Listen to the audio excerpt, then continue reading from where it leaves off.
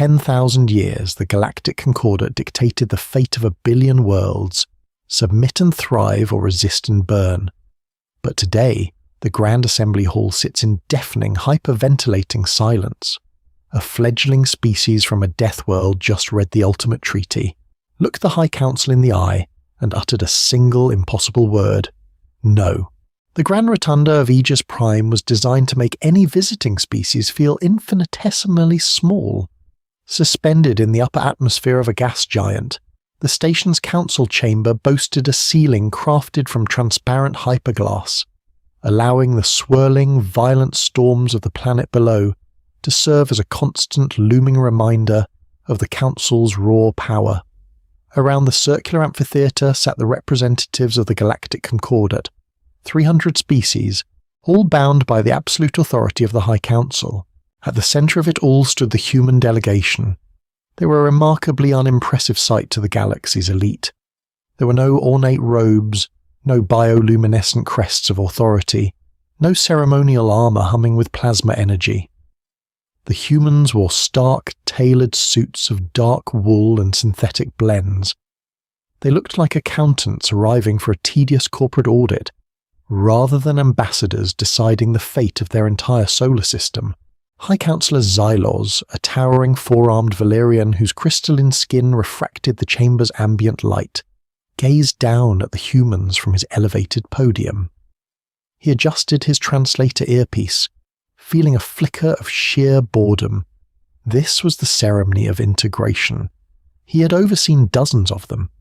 A new primitive species discovers faster-than-light travel, stumbles into concordate space, and is swiftly reminded of their place in the cosmic food chain. Ambassador Gregory Hughes of the United Earth Directorate, Silas's voice boomed, amplified by the chamber's acoustics translating flawlessly into English. You stand before the collective wisdom and might of the galactic civilized worlds. We have reviewed your species' history, your modest technological achievements, and your petition for open borders. Xylos paused, letting the silence stretch. It was a calculated theatrical maneuver. The Concordate is benevolent, Xylos continued, his secondary arms gesturing grandly. We bring order to the chaos of the void.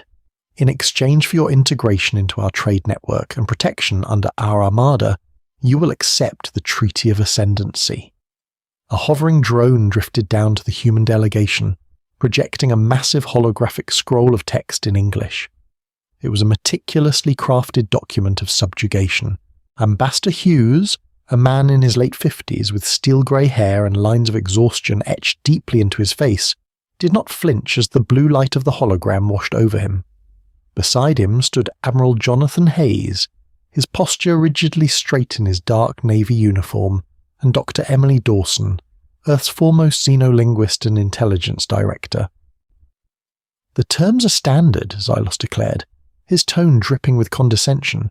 Humanity will cede all mining rights in your outer planetary system, what you call the Oort Cloud and Kuiper Belt, to the Concordate Resource Management Bureau. Your planetary defense fleet will be capped at 20 sublight vessels. Furthermore, a tithe of 30% of your planetary gross domestic product will be routed to the Council in exchange for access to the Phasegate network. Sign, Ambassador. Join the galaxy. Across the amphitheatre, alien delegates murmured in approval. Some chuckled. The treaty was economically crippling and militarily castrating. It was designed to turn Earth into a vassal state, a supplier of raw materials and cheap labour. It was the same treaty forced upon the Kalan, the Vorex, and the Sildari. None had refused. To refuse was to invite the wrath of a fleet that could glass a planet from orbit in under an hour. Hughes reached into his breast pocket and pulled out a pair of reading glasses. It was an archaic gesture, a purely psychological prop he had insisted on bringing. He slipped them on, taking his time, thoroughly reading the glowing text hovering in the air. He didn't sweat. He didn't tremble. He simply read. Dr. Dawson leaned in, her voice a barely audible whisper. They left the loophole in Article 4 just like we predicted.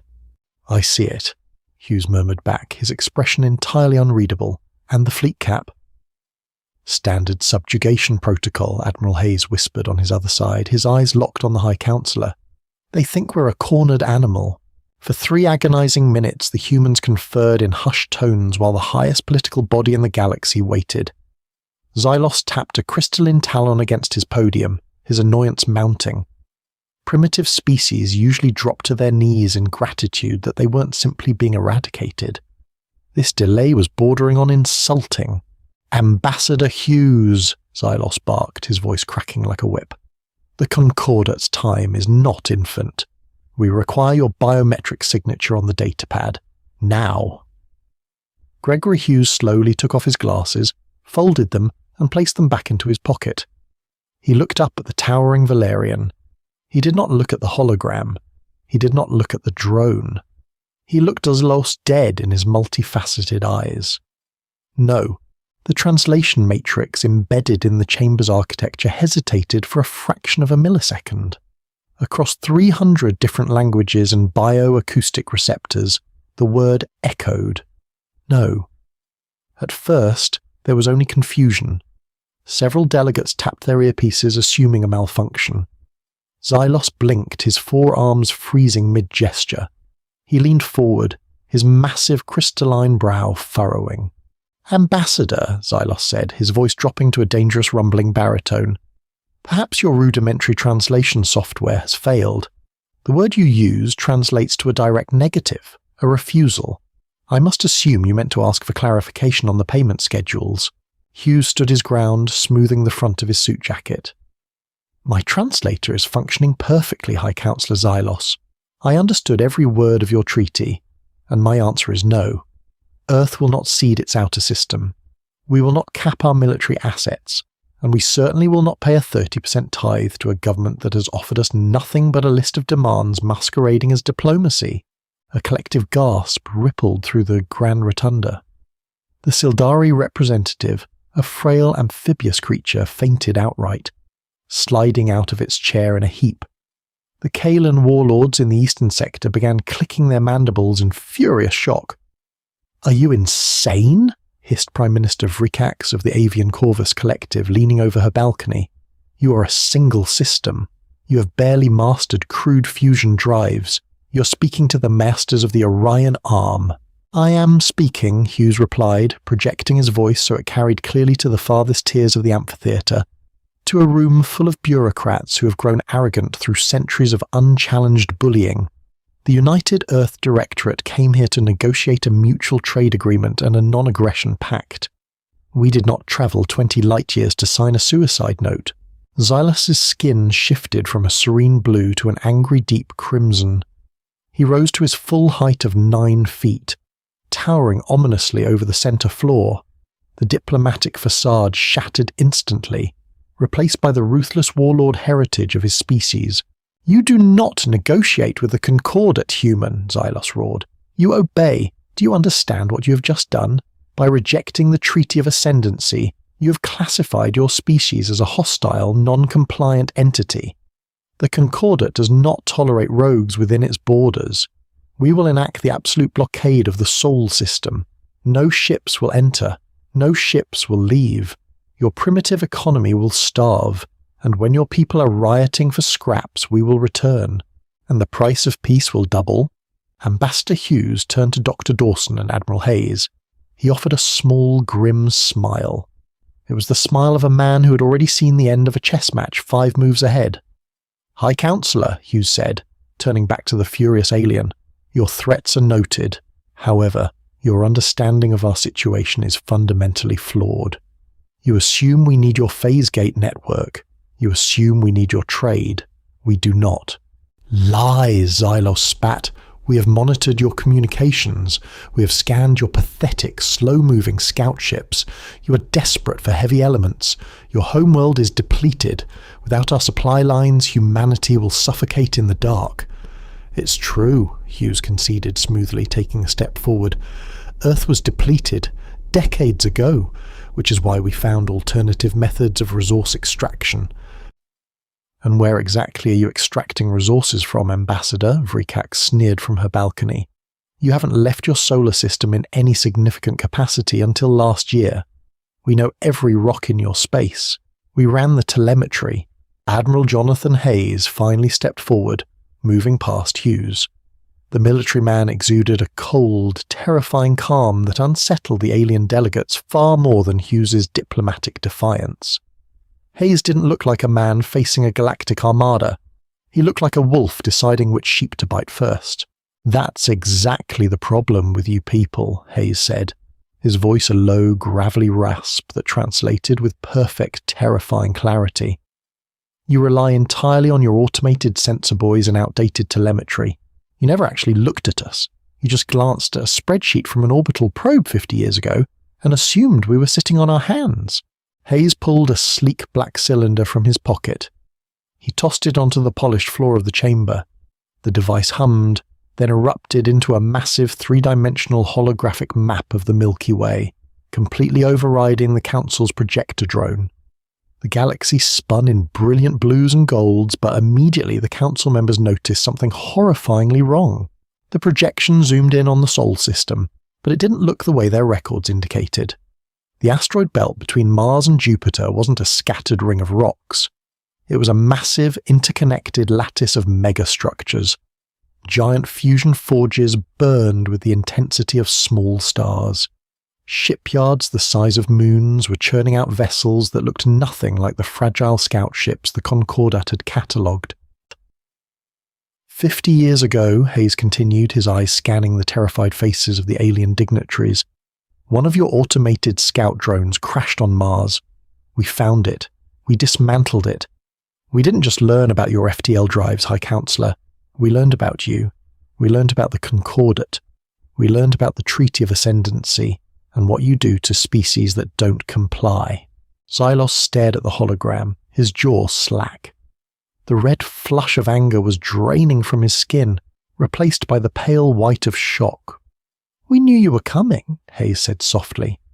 The silence in the room so absolute that his unmodified voice echoed off the glass ceiling. "And we refused to be victims. We didn't spend the last half-century exploring. We spent it building." Panic, cold and sharp, began to weave its way through the grand assembly hall. The alien delegates were staring at the tactical display of the Sol system in horrified fascination. According to Concordat intelligence, humanity had a maximum of 3 functioning orbital dockyards. The hologram spinning before them showed no less than 400. "This is a fabrication," Xylos stammered, though the tremor in his voice betrayed him. "A holographic trick. You do not possess the energy output necessary to sustain infrastructure of this magnitude. Your star is too small. Your technology too primitive." "Is it?" Dr. Emily Dawson spoke up for the first time. Her voice was sharp, cutting through the murmurs of the council. She tapped command into her wrist-mounted console, and the projection shifted. The view pulled back from the Sol system, focusing on a dark, seemingly empty patch of deep space, specifically the interstellar void between the Sol system and the Alpha Centauri binary star system. To the Concordat sensors, this was a dead zone. There were no phase gates there, no charted gravitational currents. "The Concordat relies on the phase gate network," Dawson explained, her tone reminiscent of a college professor lecturing a room of particularly slow students. "You use pre-established pathways in space-time to travel. It makes you fast, yes, but it also makes you entirely predictable. You only ever look at the roads. You never look at the wilderness in between." The hologram pulsed, and suddenly, the empty void was not empty. Thousands of red blips illuminated the projection. They were ships, but they weren't utilizing phase gate signatures. They were sitting in cold space, entirely hidden from the galaxy's standard detection grids. What are those?" Prime Minister Vrikax whispered, her feathers ruffling in sheer terror. "Those," Admiral Hayes said, a predatory glint in his eye, "are our Ragnarok-class dreadnoughts. They don't use phase gates. They use phase rupture drives. It's a technology we developed because your gates are heavily monitored, and we needed to move quietly. It's rougher, it's more dangerous, but it allows us to jump anywhere in the galaxy without triggering a single one of your early warning systems." The chamber erupted. Delegates were shouting in hundreds of languages. Security forces at the perimeter of the room unholstered their plasma rifles, though they looked entirely uncertain of who to point them at. The human delegation remained perfectly still, an island of calm in a sea of extraterrestrial hysteria. "Silence!" Xylos roared, smashing his primary fists against his podium. The sonic boom of the impact echoed through the chamber, forcefully quieting the panicked assembly. He pointed a trembling crystalline finger at Hayes. "You bring a fleet of warships to the borders of Concordat space and expect us to cower," Xylos sneered, desperately trying to reclaim his authority. "Our armada numbers in the millions. We have ships that can crack planets. If you have brought a war fleet, Admiral, you have only expedited your species' extinction." "Oh, we didn't bring them to your borders, High Counselor," Ambassador Hughes corrected, shaking his head slowly. "That projection you're looking at, that's not real-time data from our borders." Hughes reached out and manipulated the hologram himself. The map of the galaxy zoomed out, and the cluster of red blips, the human dreadnoughts, suddenly scattered. They didn't move across the map, they simply vanished and reappeared. They reappeared in the heart of Concordat space. Red blips materialized in orbit around Aegis Prime. Red blips materialized around Valeria, the High Counselor's homeworld. Red blips materialized around the Corvus Collective's nesting spheres and the Kaelan Warlord's forge worlds. The air in the Grand Rotunda vanished, sucked out not by a vacuum, but by the collective gasp of 300 planetary leaders realizing they had a gun pressed to their heads. "Let me be perfectly clear," Admiral Hayes said, stepping directly into the center of the room, his voice cutting like a serrated blade. "We intercepted your scout probe in 2036. By 2050, we'd cracked your stealth technology. By 2070, we realized that the only way to survive the Concordat was to hold a knife to its throat." Hayes tapped his comms earpiece. "Command, this is Vanguard 1. Drop the veil, just for a second." High above Aegis Prime, beyond the hyperglass ceiling of the council chamber, the swirling gas giant storms suddenly illuminated. A massive shadow, darker than the deepest void, drifted over the space station. Every delegate in the room looked up. Above them, uncloaking from the planetary magnetic field, was a human ship. It was an ugly, brutalist monstrosity of dark grey armor plating, devoid of the sleek aerodynamic curves favoured by alien shipwrights. It was a flying brick of heavy artillery, easily the size of a Concordat command carrier. Along its belly, a row of massive glowing kinetic bombardment cannons were pointed directly down at the glass dome of the assembly hall. A Kaelan warlord fell to his knees. Vrikax covered her face with her wings. "That is the UES Oppenheimer," Hayes stated, not even bothering to look up. "Her weapons aren't plasma, they aren't lasers, they are solid tungsten rods accelerated to 0.99% the speed of a light. Your shields are designed to deflect energy weapons. A kinetic strike of that velocity will punch straight through your planetary deflectors and hit with the force of a tectonic extinction event." Xylos collapsed backward into his grand chair. His forearms hung limply at his sides. The arrogance of 10,000 years of galactic dominance had been utterly dismantled in less than 10 minutes by 3 humans in business suits. What do you want?" Xylos choked out, the translator struggling to pass the sudden weakness in his vocal cords. Ambassador Hughes walked forward, picked up the Council's datapad containing the Treaty of Ascendancy, and casually tossed it over the edge of the central platform, letting it fall into the maintenance shafts below. From his own briefcase, Michael Chambers, an aide who had stood silently in the back, stepped forward and handed Hughes a thick paper document bound in leather. Hughes placed it on the podium in front of the High Counselor. "This is the Treaty of Geneva," Hughes said, his voice returning to the calm, even tone of a diplomat who was finally ready to do business. "It outlines a new era of galactic cooperation. We will maintain our full sovereignty. We will keep our outer system. We will not pay a single credit in tithes. In exchange, humanity will not drop tungsten rods on the capital cities of every council member in this room." Hughes leaned in, resting his knuckles on the podium, bringing his face inches away from the terrified Valerian. "Now," the human ambassador whispered softly, "let's negotiate." The silence that blanketed the Grand Rotunda was not merely the absence of sound. It was a heavy, suffocating entity, a physical weight that pressed down upon the shoulders of every extraterrestrial dignitary present. High Counselor Xylos, a being whose ancestors had carved their civilization out of the merciless predator-choked jungles of Valeria with nothing but raw strength and ruthless cunning, found himself entirely paralyzed. He stared at the leather-bound human document resting on his podium, the Treaty of Geneva. The name meant absolutely nothing to him, yet the terrifying weight of its implication threatened to crush his very sanity. For 10 millennia, the Galactic Concordat had operated on a single unyielding axiom. The strong dictated the terms, and the weak either complied or were utterly eradicated from the annals of cosmic history. Now, the natural order of the universe had been violently inverted by a species that had barely figured out how to split the atom a century prior. The sheer audacity of the human delegation was paralyzing. Ambassador Gregory Hughes stood with an almost insulting posture of casual relaxation, his hands loosely clasped behind his back, while Admiral Jonathan Hayes watched the room with the predatory stillness of a striking serpent.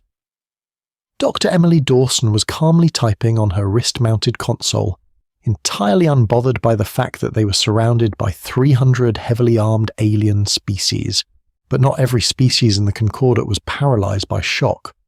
Some were driven by a primal, unyielding aggression that superseded all logic. "This is a grand deception," bellowed Supreme Commander Vrock, the apex warlord of the Kalan swarm. Vrock rose from his tiered seating arrangement, his massive, chitinous body clicking and hissing as his 6 multi-jointed appendages locked into a combat stance. The Kalan were a terrifyingly brutal insectoid race, known for their complete lack of fear and their overwhelming swarm-based naval tactics. They did not understand diplomacy. They only understood the violent application of overwhelming force. Vrock's mandibles flared, dripping a highly acidic venom that sizzled audibly as it hit the polished hyperstone floor of his balcony. "The apes are attempting to paralyze us with shadows and optical illusions. No primitive death worlder possesses the logistical infrastructure to mobilize a fleet of this magnitude without our detection nets triggering. It is a mathematical impossibility."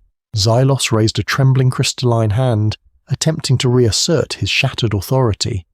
"Commander Vrock, stand down. We must verify the structural integrity of this threat before we—" "I will verify it with plasma!" Vrock roared, entirely bypassing the High Counselor's mandate. The Kalan warlord slammed a brutal, spiked fist against his personal communication console, accessing his species' heavily encrypted military bandwidth. "Swarm Fleet Vanguard, this is your Supreme Commander. We have an unverified, hostile human vessel holding position in the upper atmospheric thermosphere of Aegis Prime. Execute Directive Carnage. Burn the primitive dreadnought from the sky. Show these upstart primates the true meaning of galactic power." Panic, raw and unfiltered, finally shattered the tense quiet of the chamber. Alien delegates shrieked in a cacophony of translated horrors, scrambling out of their seats and diving beneath their opulent mahogany and hyper-glass desks. They knew what a Kalan plasma barrage could do.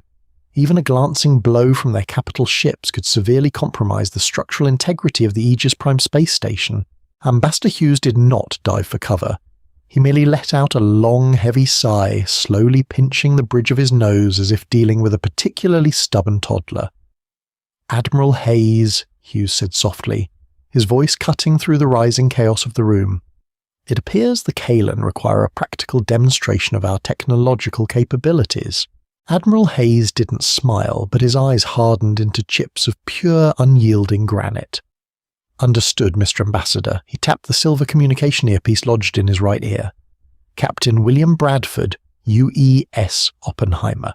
You're cleared to engage the hostile targets. Defend the airspace. Execute strictly proportional retaliation, but make it definitively loud." Above the grand hyperglass ceiling, The swirling, violent violet storms of the gas giant were suddenly illuminated by a blinding, terrible light. 3 Kalan heavy cruisers, sleek, jagged, and heavily armed with thermal plasma projectors, dropped their active camouflage and descended rapidly from the upper orbit. They moved with terrifying speed, forming a predatory triangle formation as they locked their targeting telemetry onto the colossal, brutalist mass of the human dreadnought. Without warning, the Kalan cruisers unleashed their fury. 3 massive streams of superheated blue-white plasma, burning at temperatures exceeding the surface of a main-sequence star, erupted from their primary cannons. The beams tore through the thin upper atmosphere, striking the underbelly of the UES Oppenheimer dead-on. The alien delegates in the chamber beneath gasped, shielding their multifaceted eyes from the blinding glare. Supreme Commander Vrock clicked his mandibles in a horrifying rhythm of triumph, fully expecting the human vessel to shatter into a million molten fragments. Concordat's shielding technology was entirely reliant on magnetic deflector bubbles. If a ship didn't have one, its hull would melt in seconds. And the Oppenheimer had no visible deflector bubble. But as the blinding flare of the plasma strike cleared, the triumph in Vrock's compound eyes instantly dissolved into absolute, unadulterated horror. The UES Oppenheimer had not moved a single inch. It had not shattered. It had not melted. The heavy, dark grey armour plating along its belly was glowing a faint, dull cherry red. But it was otherwise completely intact. "How?" Xylos whispered, his voice entirely failing him. "How did it survive a direct thermal assault without a magnetic deflector matrix?" Dr. Emily Dawson looked up from her console, offering the High Counselor a chillingly polite smile. "You rely on energy shields because your hull metallurgy is incredibly fragile," she explained, her voice echoing perfectly through the silent, terrified room. Humanity took a different approach. When you live on a death world where everything tries to kill you, you learn to build thicker skin. The Oppenheimer's outer shell is coated in a proprietary, hyper-dense ablative armor matrix designed specifically by Lockheed Martin's Advanced Materials Division. It doesn't deflect heat, High Counselor. It absorbs it, dissipates it, and channels the thermal energy directly back into our own secondary reactor cores. The Kalan just recharged our backup batteries.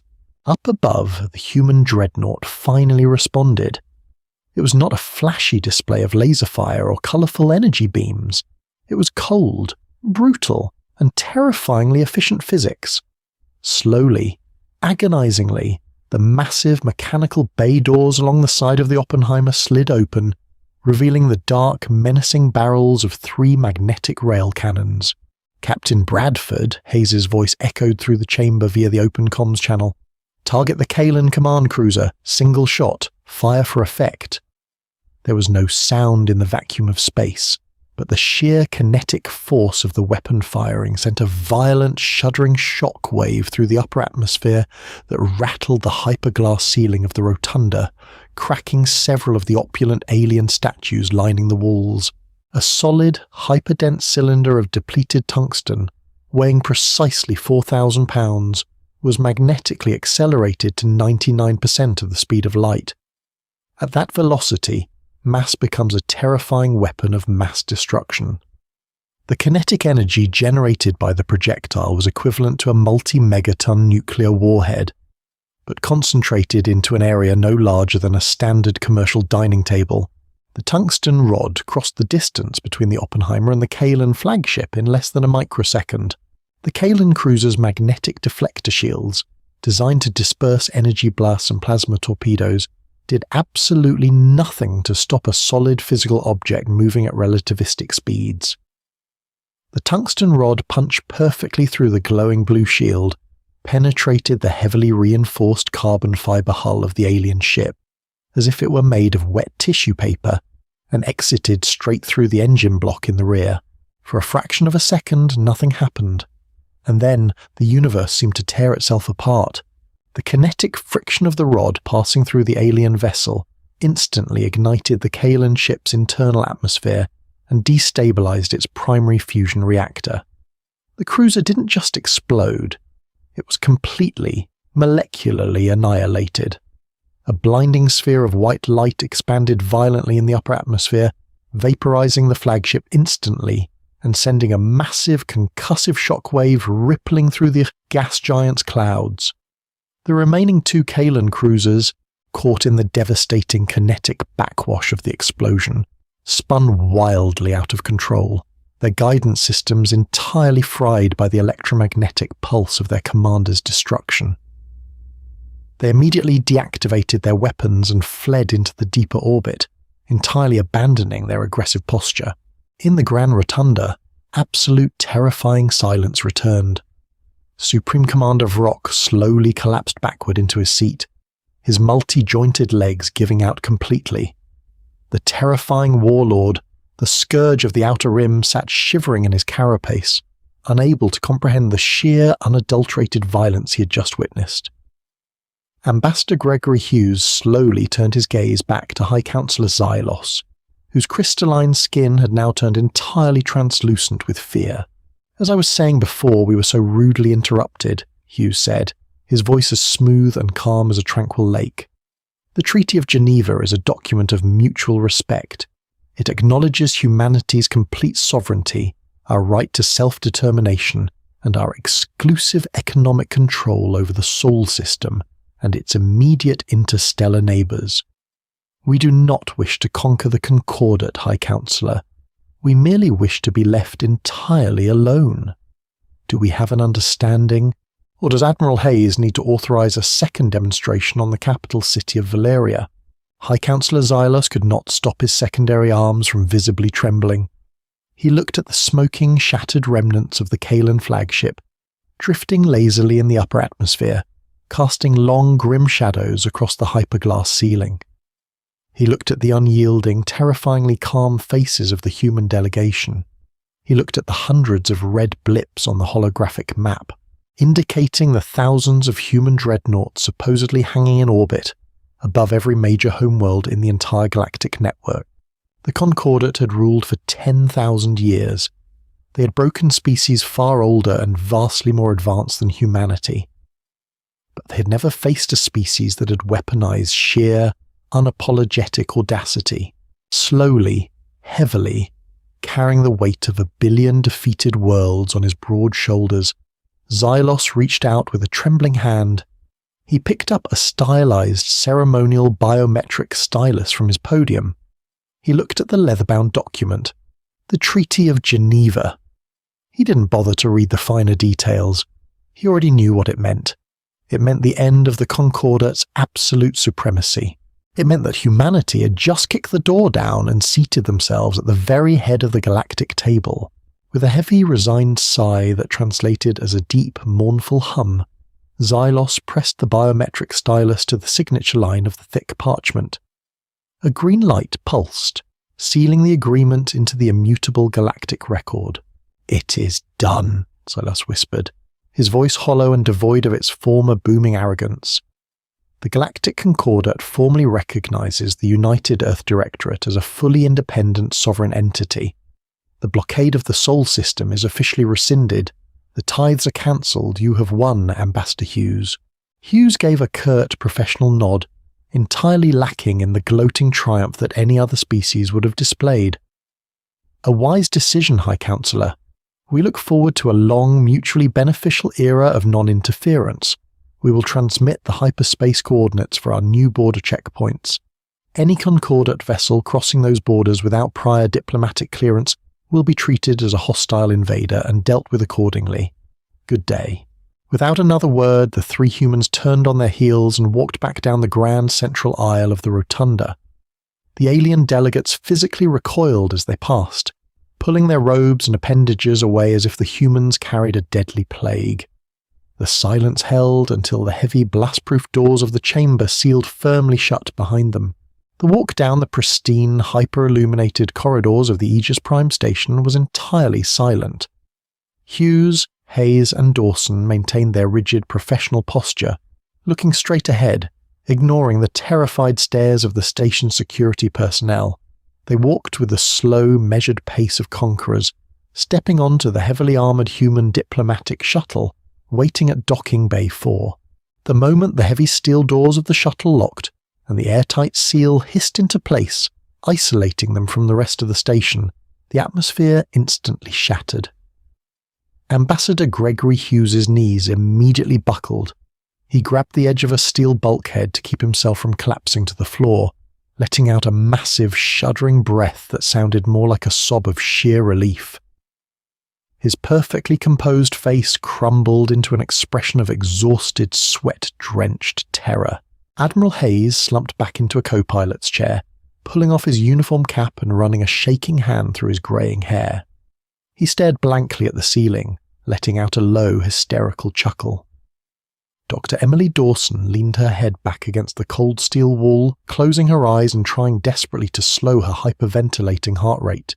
"Jesus Christ!" Hughes gasped, pulling a handkerchief from his pocket and aggressively wiping the cold sweat pouring down his forehead.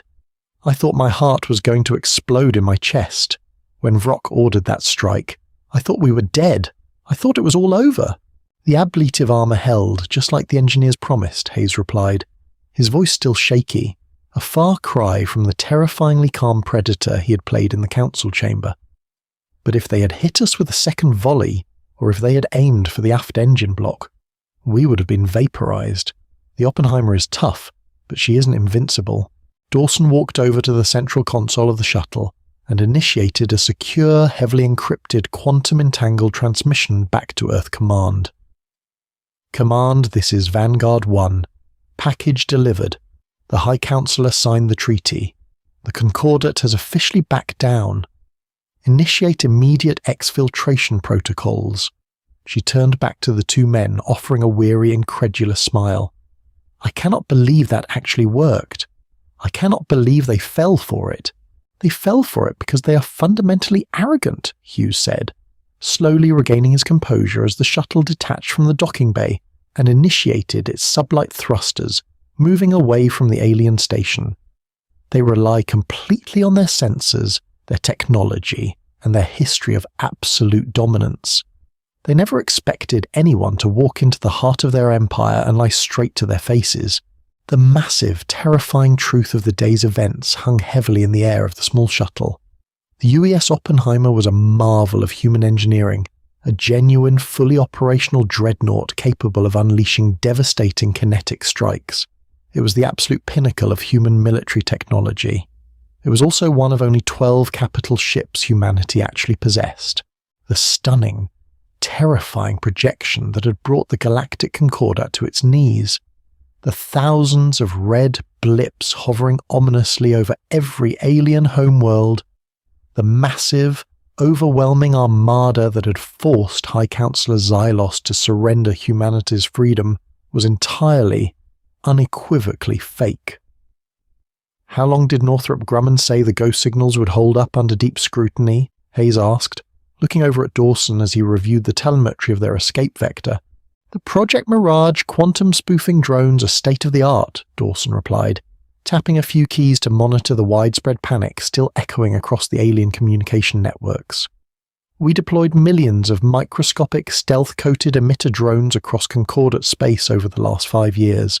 They project the exact gravitational, thermal, and electromagnetic signatures of a Ragnarok-class dreadnought.